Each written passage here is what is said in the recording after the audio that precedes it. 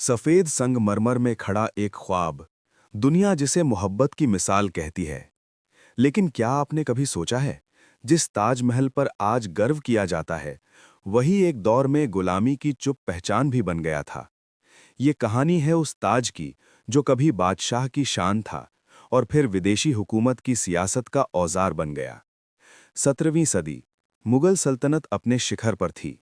बादशाह शाहजहां, एक ऐसा शासक जिसकी ताकत तलवार में नहीं बल्कि तामीर में दिखती थी। मुमताज महल की मौत ने उसके दिल में जो खामोशी उतारी, वही खामोशी संगमरमर में ढल गई। यमुना के किनारे हजारों कारीगर, पत्थर, सोना, चांदी और फारस तुर्किस्तान से आए फनकार, सब ने मिलकर एक ऐसी इमारत गढ़ी जो सिर्फ मकबरा नहीं थी, बल्कि बादशाह की आत्मा का आईना थी। ताजमहल, मोहब्बत की पहचान और मुगल शान का ऐलान। लेकिन इतिहास कभी स्थिर नहीं रहता। शाहजहां के बाद उत्तराधिकार की लड़ाइयां, आंतरिक षड्यंत्र और धीरे-धीरे मुगल सल्तनत की जड़ें कमजोर होने लगीं।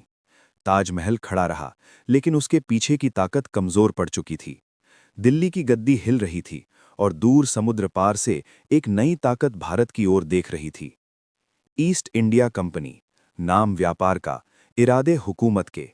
धीरे धीरे ईस्ट इंडिया कंपनी ने भारतीय राजाओं को कर्ज, संधियों और फूट की राजनीति में उलझा दिया। जब तलवार से जीत मुश्किल हुई, तो कलम, कर्ज और धोखे से राज किया गया। आगरा, दिल्ली और गंगा यमुना का इलाका अब अंग्रेजी नजर में था। 1857 की क्रांति के बाद मुगल सल्तनत का औपचारिक अंत। अब ताजमहल किसी बादशाह की यादगार नहीं रहा, बल्कि अंग्रेज सरकार की हेरिटेज प्रॉपर्टी बन गया। ब्रिटिश अफसरों की पार्टियां, गवर्नरों की सैर और विदेशी मेहमानों के लिए ताज एक एग्जॉटिक स्पॉट बन चुका था। जिस जगह पर कभी दुआएं गूंजती थीं, वहां अब सत्ता का अहंकार चलता था। ताज अब मोहब्बत नहीं, बल्कि गुलामी के दौर का मौन गवाह था। उसी ताज को देखने के लिए भारतीयों से टैक्स लिया जाने लगा। सोचिए, जो धरोहर आपके पूर्वजों की मेहनत से बनी, उसे देखने के लिए आपसे ही पैसे वसूले गए। अंग्रेजी अखबारों में ताज को ब्रिटिश इंडिया की शान बताया गया, लेकिन हकीकत ये थी, ताज अब उस गुलामी की तस्वीर बन चुका था, जहां भारतीय अपनी ही जमीन पर मेहमान थे।